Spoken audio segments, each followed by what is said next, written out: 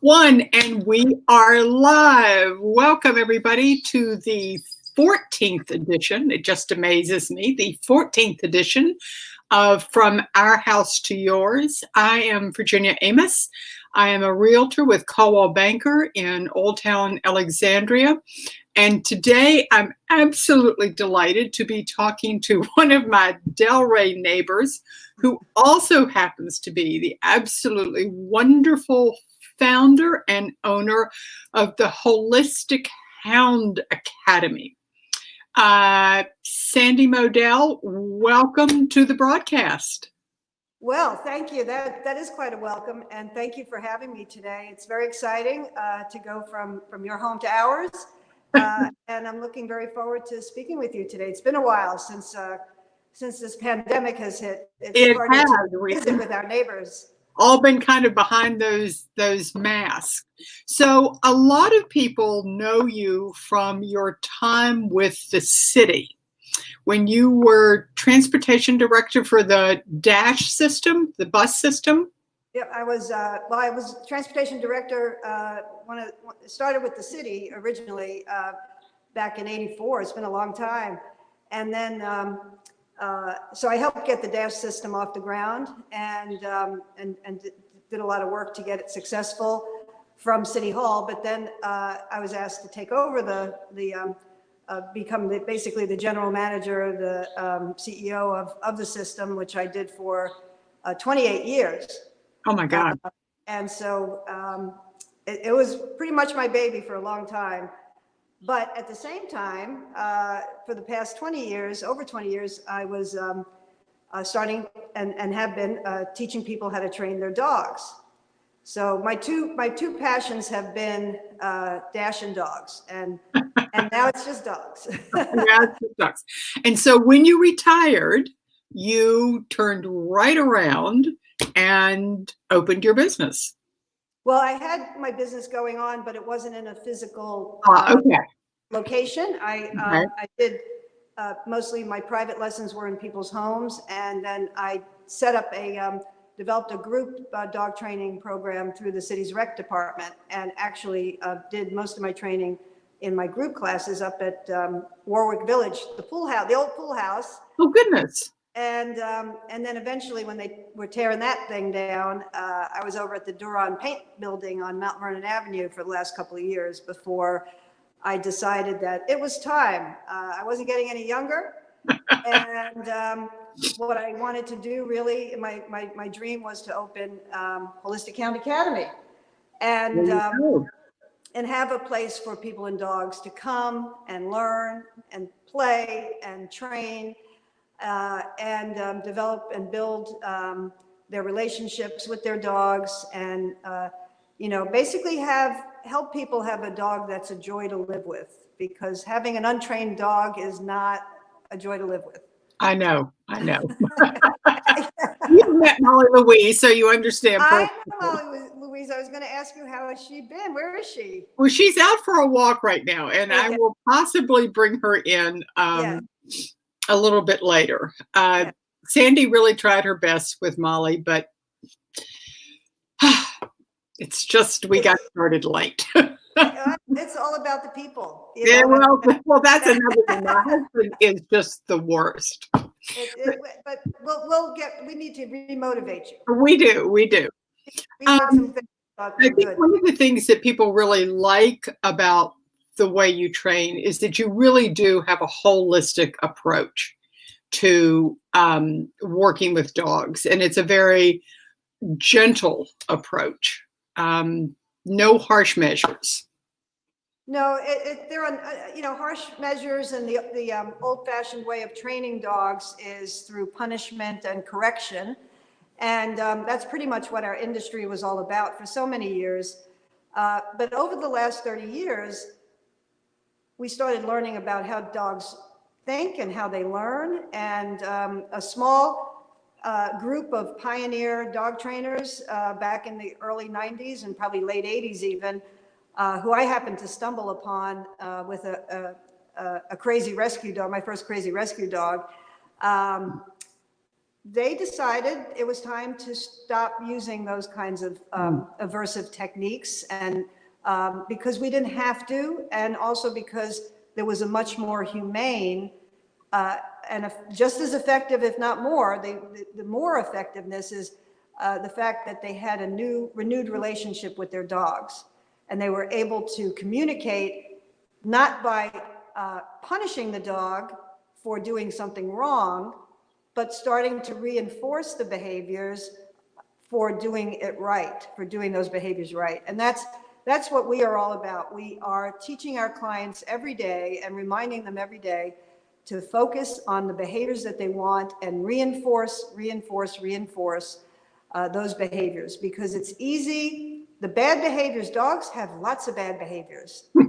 Just like humans. Yes, and naturally they have behaviors that are not that are not in sync with the human home, right? Then it's not compatible in the human home. And those behaviors are barking, jumping, pulling on leash, reactivity with other dogs or reactivity with people that they don't know. And so what we're asking them to do is really not natural for them to, like, be calm, lay on a mat, sit when we ask you to. So really it's a lot of work for them to do the behaviors that we want, and to learn them and become reliable. And yes, it's easy to stick a prong collar or a shock collar on a dog and stop them from doing something, a behavior you don't want them doing, whether it's pulling or jumping or lunging at other dogs. But there's a lot of unintended consequences when you use those techniques. And the bottom line is, it's so much more fun to have a dog that understands, and so much more effective when you have a dog that understands what we're asking them to do instead, because that's what it's all about. We don't want them to jump. We don't want them to bark. We don't want them to dig. And so where owners are really effective about interrupting bad behavior, we can all do that. Hey, what are you doing? Stop it. But we tend to forget the next piece, which is the critical piece of it all, where the dog is not saying to us, because they can't speak English, but if they were to speak English, they would look at us and say, okay, you don't want me doing that. What do you want me to do instead? That's great. That's the key, is what do you want me to do instead? So that's the behaviors that we have to teach dogs, is what do we want them to do instead? Because it's not natural for them to do those behaviors. And some dogs have a hard time relaxing and being calm. That's not what they're bred. They're bred to hunt, or they're bred to protect, or they're bred to, monitor the perimeter. And so, yeah, you have a German Shepherd that's lunging and barking at everything around them, because that's how they were bred. That's what they were bred to do. Not let intruders in the house. Yeah, Molly does not like intruders, yes. I know. So yes, it's so I'm I'm not part of the small band of trainers that started using positive methods, but I came very soon after, by everything I learned from them in terms of how to reinforce good behavior, and how dogs think and how they learn. And the last 20 years or so, there really wasn't a study on how dogs think and how dogs learn. Over 50 years ago, there was the first study, which was Pavlov's dog. True. And that was all about classical conditioning. It took another 50 or so years or more for somebody to say, hey, maybe we should start studying how dogs think and how dogs learn. We study elephants, we study mice, but we weren't really studying the dog's brain. And now it's gone to the point where we have actually been able to train dogs to go inside of an MRI machine. Oh my gosh. So we can, because otherwise you had to put them under, and then you're not getting any reaction, their brain is not working because Right, it's sleeping. right. So now they're able to actually slide dogs into MRI machines and study their brain as they are being given different stimuli to look at. And so we've learned so much more than we've ever known about how dogs think and how they learn.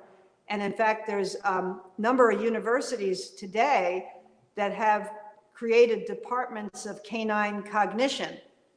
Interesting. So, and Princeton is one of them. You can send Molly to Princeton University. She can get a degree Oh, in canine cognition. So we are really, we've really gone so much further in understanding dog behavior. And it's so much that I've done everything I can to keep up with the most modern philosophies and studies.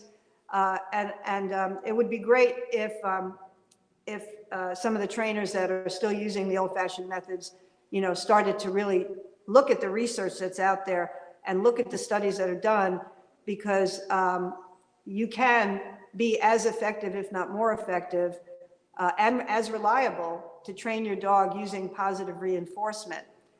Positive is not permissive. If your dog is pulling the Thanksgiving turkey off the table, you're not going to stand back and go, oh, look at how cute he is. But sometimes all you need is a look. You don't need to shock your dog. Sometimes a look is all you need. Hey, what are you doing? But the more you focus on the behaviors that you want and reinforce those behaviors, initially we use lots of little treats, high value treats to get the dog to, food is the dog's biggest motivator. right. That's bottom line. Food is the dog's biggest motivator. Even dogs that are not that food oriented, which there's a few, sometimes an owner will say to me, oh, my dog isn't food motivated at all. Well, if I bring out the chicken or the hot dogs or the cheese, I find that they're pretty food motivated. And it doesn't always have to be food. Once a behavior is reliable, we can start shifting those reinforcements to their favorite toy, to a ball. And of course, praise is also a reinforcement. It's not the biggest because English isn't their first language. So we do too much talking to our dogs sometimes. Yeah. And what happens then is the dog stops hearing it. People say, my dog's blowing me off. And I'm like, no, they're not blowing you off. They're just blocking. They're like kids. They're blocking what you've said it so many times that they have stopped hearing it. And when we say stop or quit, they really don't know what we're talking about. No. It's just And dogs are much more in tune with our body language than they are with English. So for some behaviors that lend itself, like sits and downs and stays, we start with hand signals. We teach our clients not even to start with the English, because it's easier to teach behavior with a hand signal.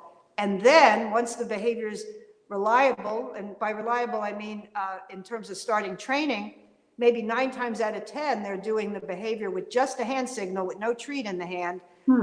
Then we can start adding the English word.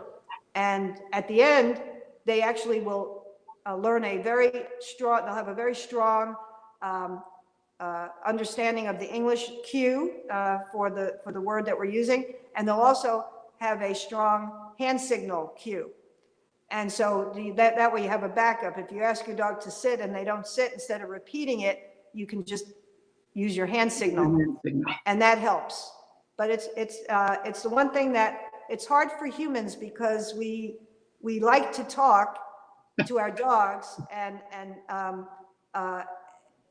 we want to help them. So we think by repeating the cue that's going to help them. So that's important for people to learn, is that less is more when you're talking to your dog. Have you ever seen the cartoon by, what was the guy's name? Larson? I hear Molly now. Yeah. There's a guy that's yelling at his dog did something bad, and he's yelling at the dog, you're such a bad dog, Ginger. why did you do this, Ginger? What's going on, Ginger? Look at the mess you made, Ginger. And the dog has the thought bubble on its head and it's going, blah, blah, blah, Ginger, blah, blah, blah, Ginger, blah, blah, blah, Ginger. That's exactly what's happening when we keep repeating the dog's name and we're surrounding that with other words that the dog doesn't know.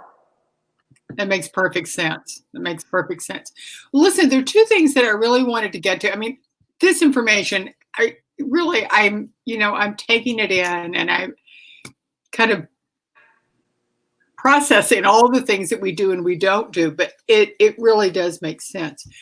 Two things that I'm really interested in right now that I know that you've been dealing with. One is how the stress of humans in this pandemic has transferred itself to canines.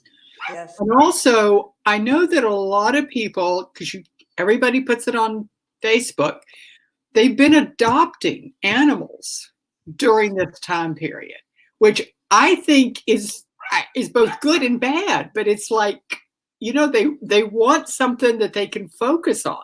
Right. So they bring this new puppy home, or maybe it's a rescue dog who have their own set of issues from way before. And now, they come to you and they say, Sandy, what do I do? And what do you tell them?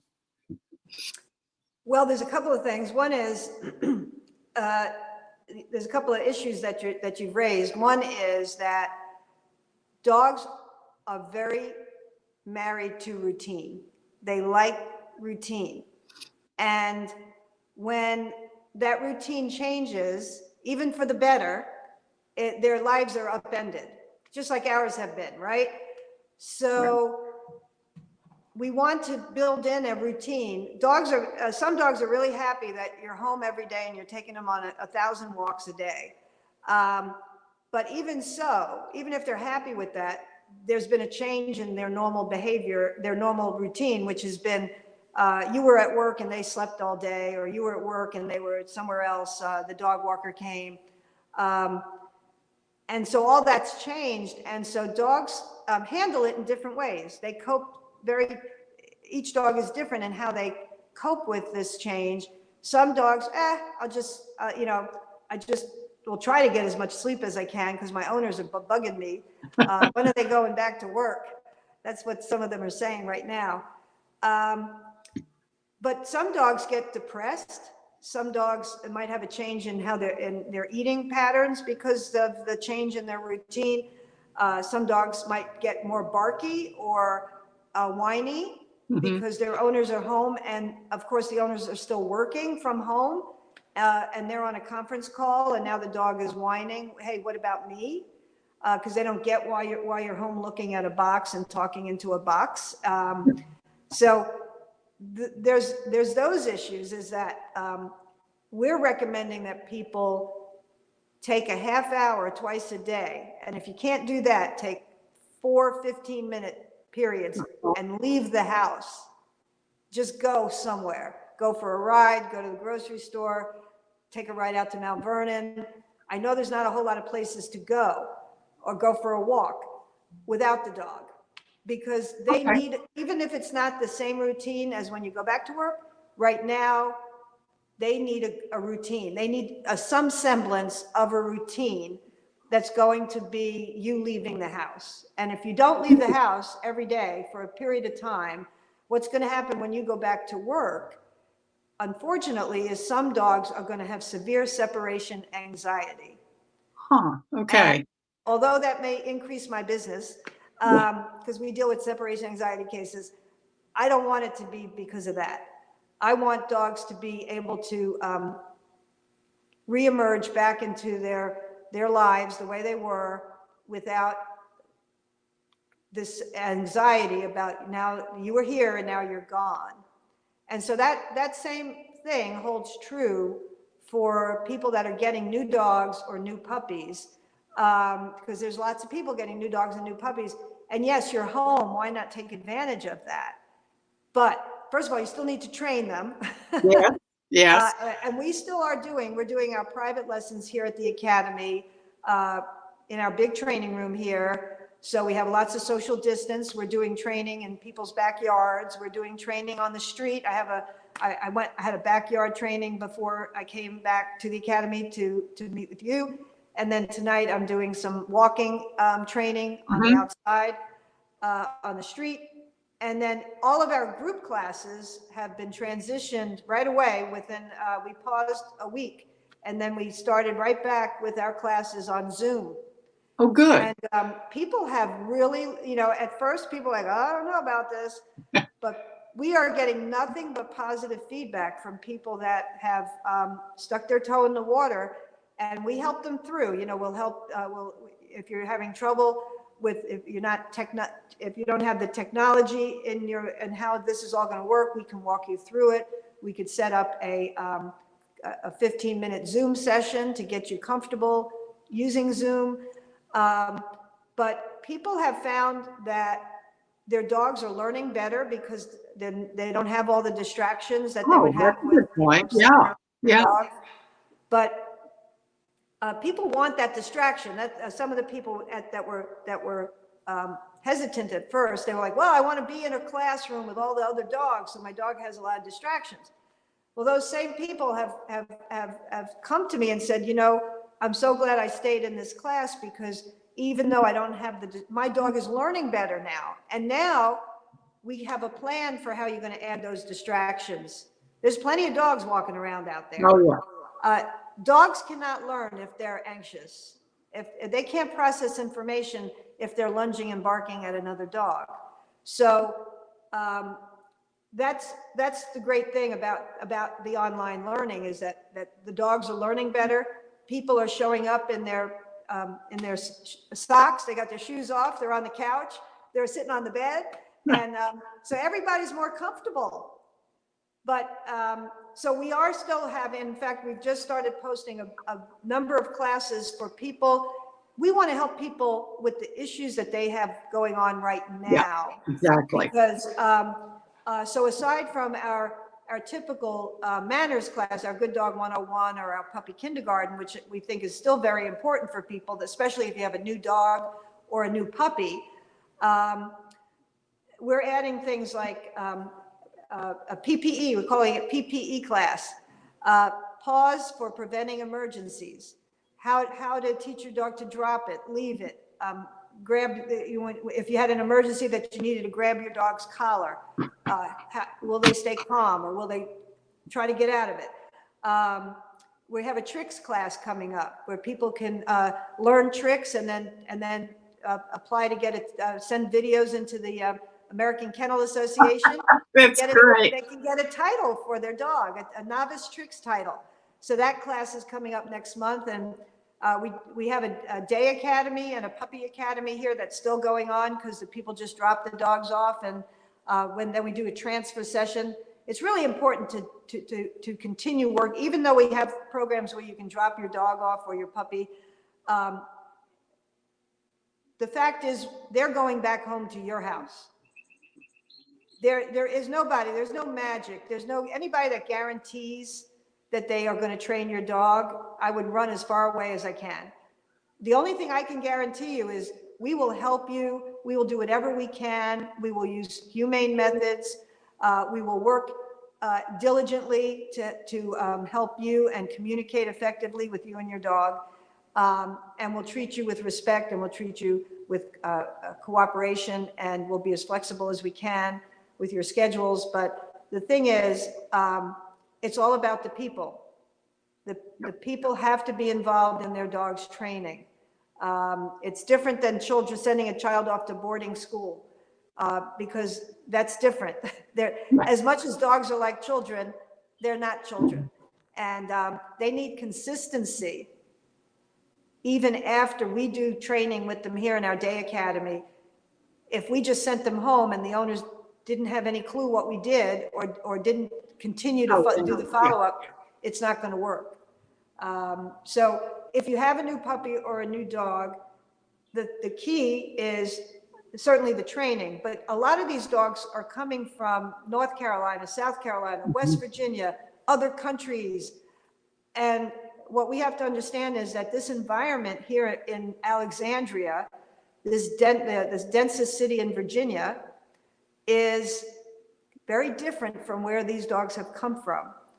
And so we have to take that into consideration and understand that these dogs may need more than just your typical manners training, because they are, whatever situation they came from in North Carolina, South Carolina, how good or bad it was what they knew.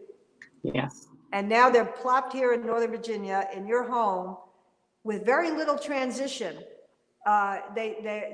Dogs are going out so fast to new adoptees that they're not spending a lot of time in foster homes even. So you're getting a dog like straight, within a week or two of the dog coming up here from a rural area, and they're like, whoa, what's going on? Dogs on leash? Whoa, what's all these people in masks? Oh my God. Oh gosh, yeah. So we have to remember that, and some of these dogs are going to need more work in behavioral work than in your typical learn how to sit. Right.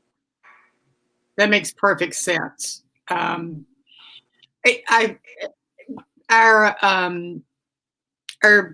daughter and son-in-law had a really tragic experience with a rescue dog in California, and absolutely through no fault of their own, but it was just the dog had experienced so much in its previous life, right, and so anxiety ridden that it couldn't be overcome.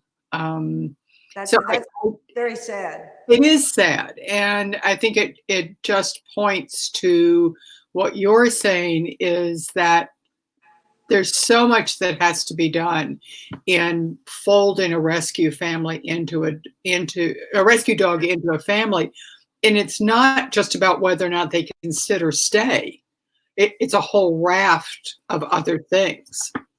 Yes, and see, like your son didn't sign up for that. No. People want a cuddly dog, or they want a dog they can take for walks and have a nice leisurely stroll, and instead they get Cujo.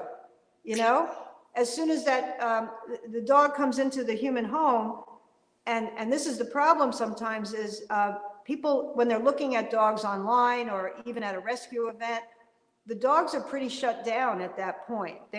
Like I say, whatever life they had, that was what they knew, and they were ripped out of that life. They were brought into a shelter, then they got transported up here, and so they're going to be pretty shut down in terms of whatever behaviors that they may have had prior to coming up here. And so a couple of days go by and people are like, oh, this dog's great. He's quiet. Look how calm he is.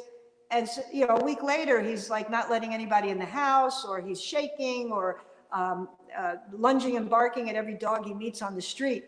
So we do have to take care in how we make sure that dogs get placed.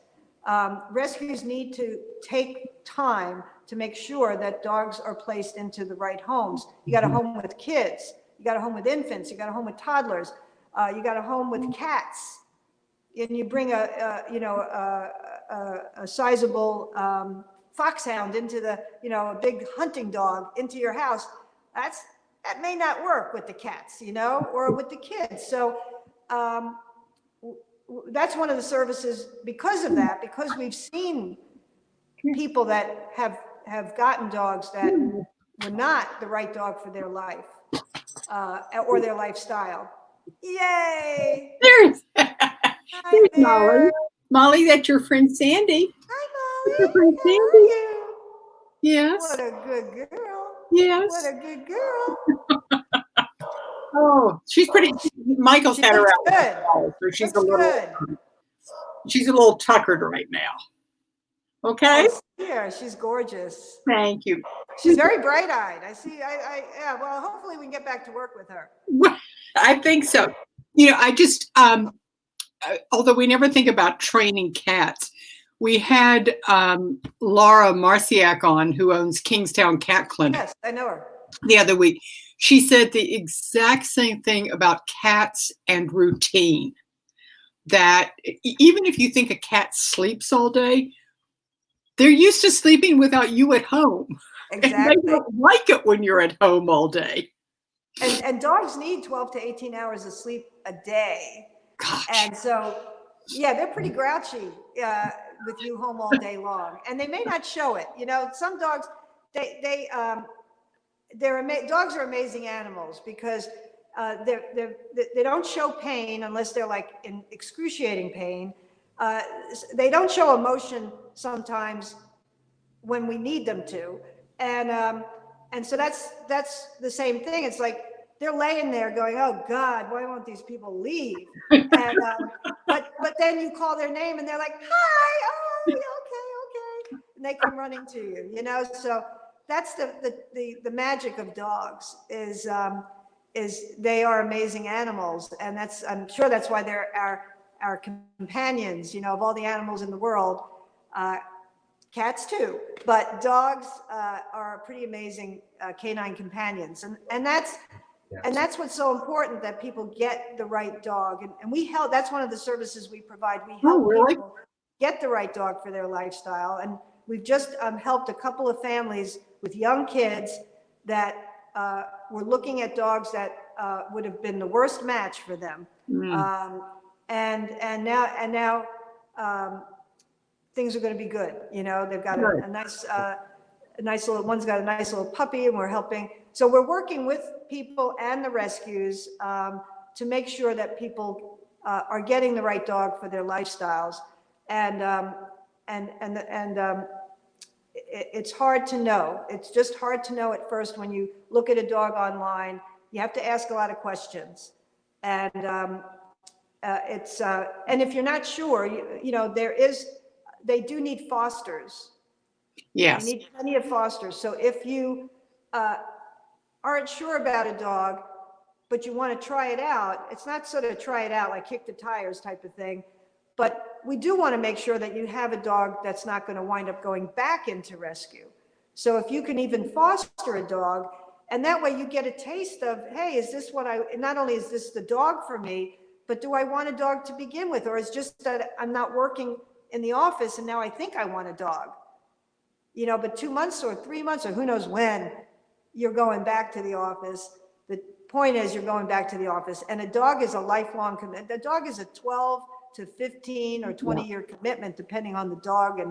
And so it's not something to take lightly. And especially when you have young kids, I work a lot with families with young children. I'm actually a licensed family pause parent educator. Oh. I work with expectant parents who are trying to get their dog. You do have to prepare a dog for a baby's arrival. And I'm working with a couple of families right now that are about to have a baby. One is June and one is in July. And don't wait. If you are expecting, we're talking, you need 6 months, 4 to 6 months to start the process. Again, some dogs are more resilient than other dogs. And with some, you might not have, baby, oh, cool, that's cool. But a lot of dogs, first of all, toddlers and babies do not look like humans in their minds. And toddlers are awful. They're like, doggy. And they're throwing things at the dog. And again, some dogs can say, oh, that's cool. And other dogs are like, what do you mean? Or give me that toy. So we work really hard to help people to get the dog prepared for the arrival of the baby, and then how to set up their home so that especially once, a lot of times things don't start going south until the baby starts crawling around. And then the dog is like, whoa, what's that? So we want to make sure that we have safe zones for the baby and we call success stations for the dogs, so that everybody is safe and the dogs can be successful.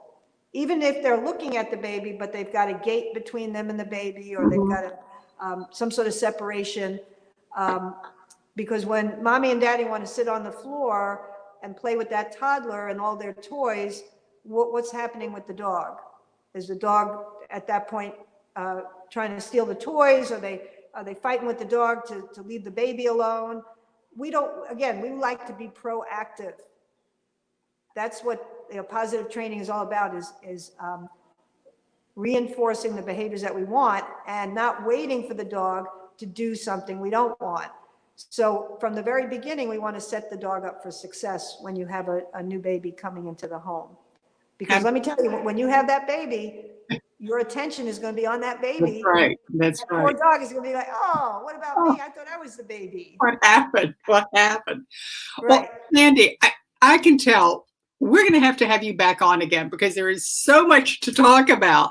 I know. Thank you. It comes to dogs. Thank you so much for being with us today. And for those of you all who may have missed it, I'm going to give you a tip here at the end. Sandy says go outside for 15 minutes, 4 times a day, at least. Leave to your give dog. you and your dog a rest. Because when you go back to work, they're going to have separation anxiety. And we don't want that. They can. Yeah. So, and in the meantime, I want you to call Sandy. Tell us where the Holistic Hound Academy is and how people can get in touch with you. Oh, good. We are right off of Duke Street in Alexandria. We're just about two traffic lights west of the Alexandria Animal Hospital, and across the street from the old Heckinger Shopping Center is now the Giant and stores up across the street. But we're right behind a big Shell station, and you can reach us. You can look at our website at www.holistichound with a W, holistichound.com.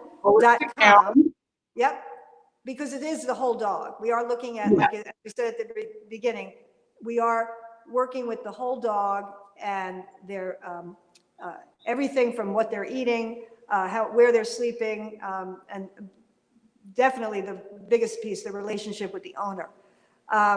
You can email us at info@holistic with a W, holistichound.com, or you can call us at 703-962-6335. Terrific.